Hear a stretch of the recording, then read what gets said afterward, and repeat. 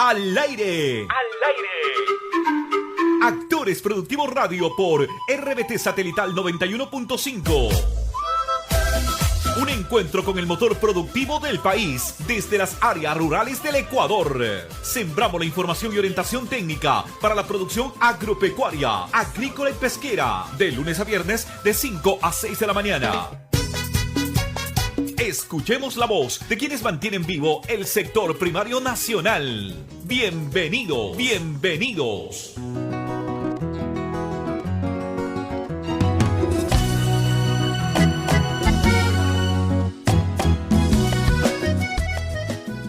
Amables oyentes, muy buenos días. A tomar todas las medidas, las precauciones que puedan darse para evitar ser víctimas de las inundaciones, de correntadas, de obstrucciones en las vías, porque el INAMI hace la misma advertencia de hace varias semanas que van a haber lluvias de mayor magnitud en el interior de Esmeralda, Santo Domingo de los Áchilas, de los ríos, ya que menciono de los ríos ayer a horas de que eran la 1 de la tarde, la prefectura de esa provincia del país hacía la advertencia que la vía estaba, digamos, más de 1 kilómetro, 2 kilómetros casi, inundada, la vía Juján-Babahoyo, por una lámina de agua por encima de los 30 centímetros, entonces mucho cuidado en este aspecto y sobre todo cuando en las cabeceras de los ríos llueve y ya saben, hacia abajo, y como no hacemos mayor cuidado de las cuencas hidrográficas, se presentan estos perjuicios que afectan mucho a cientos y cientos de familias ecuatorianas. Para hoy la noticia, a ver qué te digo, siguen las protestas en Europa de los agricultores y ganaderos. Han salido a las calles en protesta contra el Acuerdo Verde de la Unión Europea, la competencia de las importaciones y los recortes a las exenciones fiscales. Así, la agricultura, sus representantes están extendiendo una batalla clave no solo en Europa, sino en todo el mundo, en un año de mayor riesgo político debido a las importantes elecciones que se vienen. Entonces, siguen las protestas bastante fuertes en Europa. Por otro lado, les decimos que el área de siembra de arroz en Colombia creció un 3.3%. Esta cifra nos interesa porque si tenemos excedentes hay como canalizarlos hacia el país del norte. La cifra hace parte del 5º Censo Nacional Arrocero que fue realizado por una organización oficial allá, con los gremios del sector. Entonces el área sembrada del cereal mecanizado para el 2023 fue cercana a las 600.000 hectáreas, el área cosechada total unas 568.455 hectáreas, y la producción de arroz en cáscara verde, como sale del campo, verde quiere decir eso, en el año fue de 3.188.267 toneladas. Los resultados generales obtenidos del 5º Censo Nacional Arrocero entonces en Colombia, comparados con el 4º, realizado en el 2016, realizado hace 7 años, muestra un crecimiento del 3.3% del área sembrada y 7.3% en producción de arroz verde. El precio del arroz en el mundo sigue alto. Recordemos que después de la guerra de Ucrania llegó a su índice más alto en toda la historia. Es un producto clave y por lo tanto hay que estar atento. En Arequipa, Perú, los productores están en estos momentos en recolección de su cosecha, prevén cosechar cerca de 100.000 toneladas métricas, y la producción pues ubica a una de las provincias más importantes del Perú, la región de Arequipa, como interesante, a pesar de enfrentar fenomenales dificultades como el fenómeno del Niño y la presencia de plagas. Se espera obtener un total ya mencionado cerca de las 100.000 toneladas. En la provincia hay un total de unas 6.500 hectáreas, son altos los rendimientos en Perú.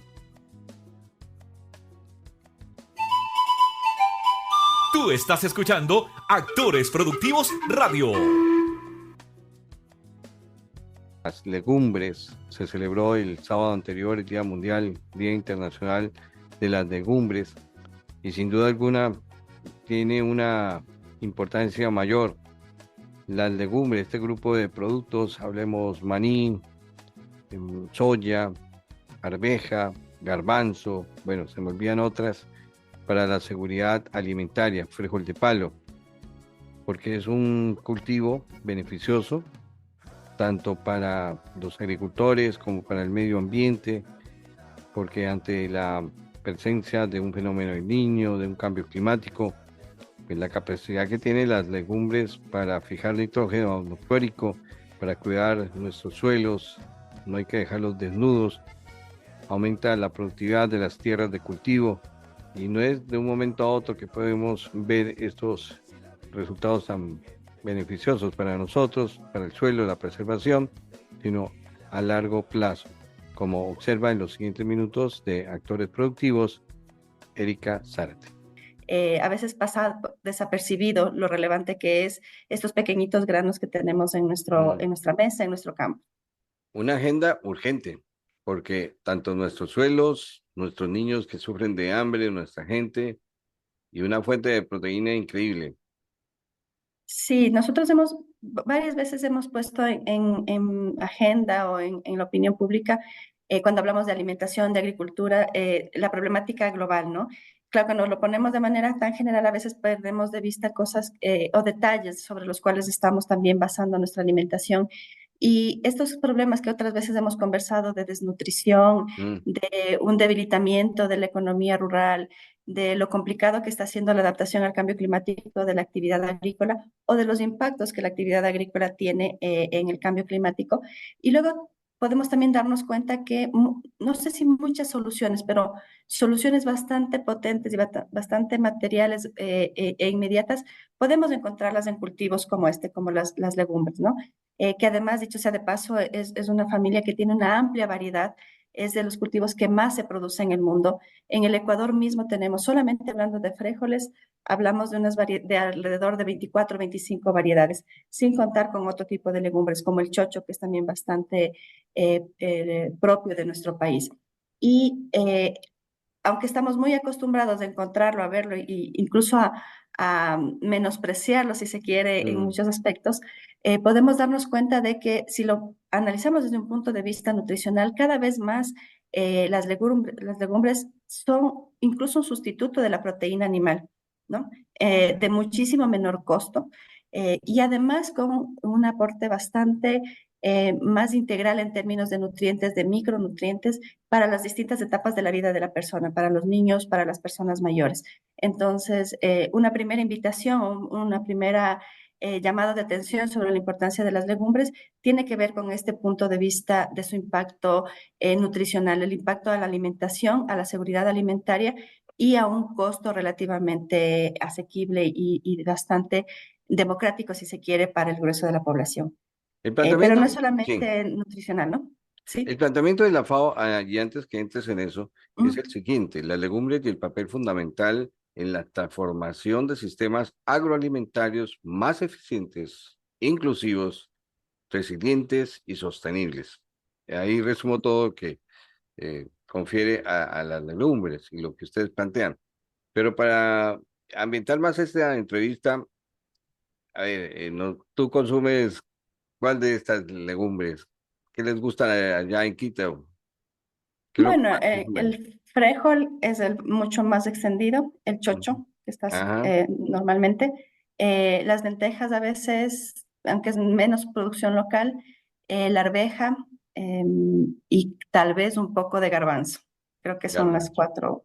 Ujú. ¿Se consume más en la sierra que en la costa? Las legumbres en general. Ujú. Yo ¿O creo que igual? está igualmente repartido. Sí, además que el frijol es parte de una dieta mesoamericana, ¿no? O sea, se extiende desde los Andes tropicales, es decir, desde Perú, Ecuador, Colombia hasta México, ¿no? Es parte de la matriz de la dieta mesoamericana, como se denomina. Incluyen frijol gandul ahora. Si exportamos frijol gandul, me imagino que...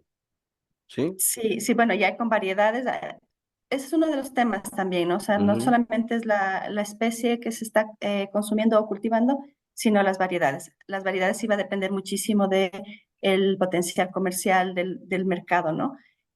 Sobre todo se produce mucho frijol guandul porque quizás es el más demandado, sobre todo justamente en este mercado Latino. centroamericano, norteamericano, cuyo mercado potencial son los Estados Unidos, ¿no? Esta población migrante que vive en los Estados Unidos y que demanda, ¿no? Tiene esta nostalgia por su producto.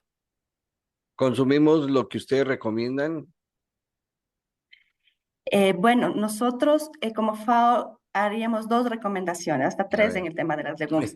La una es incrementar su consumo, ¿no? Ujú. Entonces, ahí en realidad no se consume lo recomendable en términos nutricionales.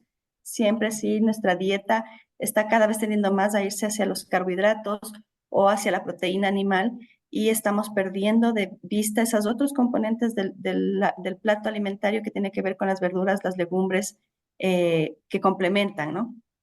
Pero en tu opinión, ¿se debe a costo, a que le falta más promoción hacia la gente consumidora? ¿Cuál es el obstáculo?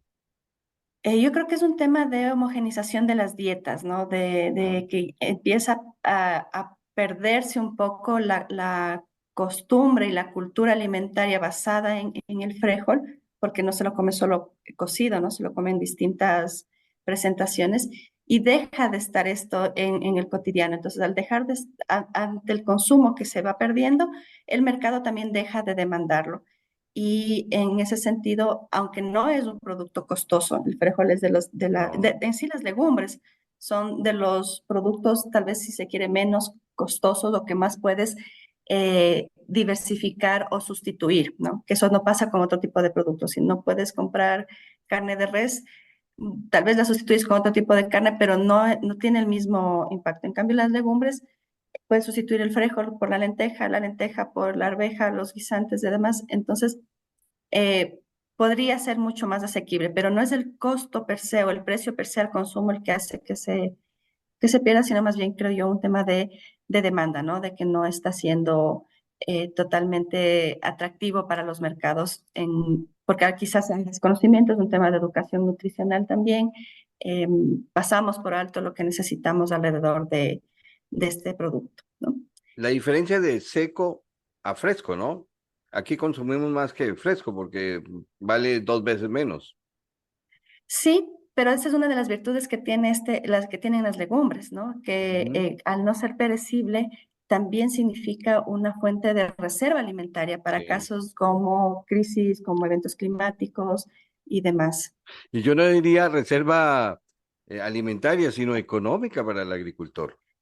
Y económica, sí, sí, sí, eso. Por eso justamente para nosotros es como muy importante mostrar estas virtudes que tiene el producto, porque eh, significa una serie de beneficios que no son solamente el ponerlo en el plato de comida y nutrirnos, ese es uno fundamental, pero además tiene esta potencialidad de que nos puede seguir alimentando y nutriendo, obviamente, mientras más pasa el tiempo puede perder un poco más ciertos nutrientes, Ujú.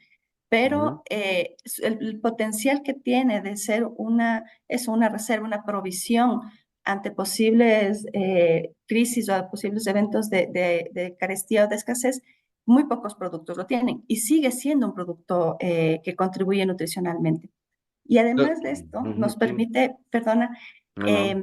en términos de antes de estar cosechado, el Ujú. cultivo como tal, la planta, tiene otras virtudes también que impactan en el tema económico agropecuario, ¿no? Las leguminosas ya como especies tienen el potencial y la virtud de fijar nitrógeno en el suelo. Y esa es una de las principales carencias de fertilización que tiene el Ecuador en general, o más bien el Ecuador en específico y la agricultura en general, y normalmente dependemos de insumos externos para poder utilizar y generar nitrógeno para el suelo.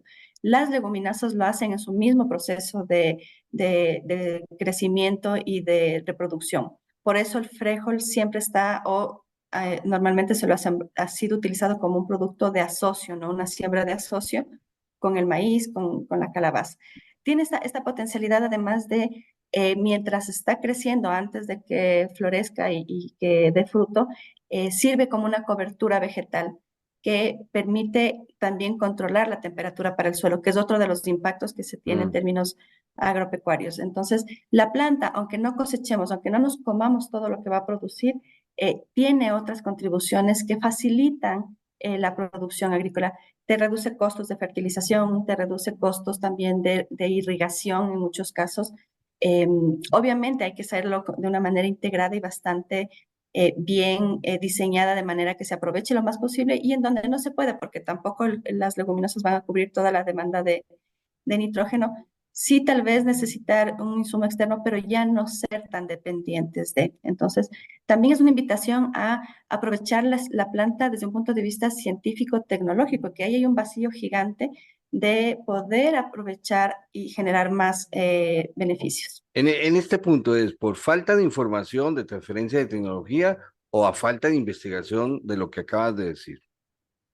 Yo creo que las dos. Por un lado, tenemos una base tecnológica campesina que sí tiene esta práctica Ancestral. incorporada, ¿no?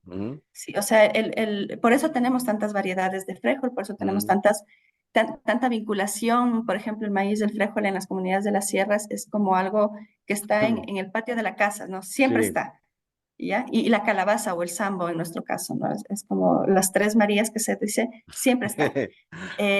Pero de ahí quizás esa base tecnológica, esa matriz de conocimiento que está, no ha sido lo suficientemente aprovechada y valorada también, ¿no? Entonces, no existe muchísima investigación. Tal vez el INEAF sí tiene un seguimiento, sobre todo en temas de germoplasma, de conservación de semillas, pero no es solamente la conservación de semillas, es todo lo que eso significa. Y entonces, si no hay investigación, muchísimo menos va a haber transferencia. Hasta aquí, Actores Productivos Radio. Por la señal que une y sirve al agroecuatoriano, RBT Satelital 91.5.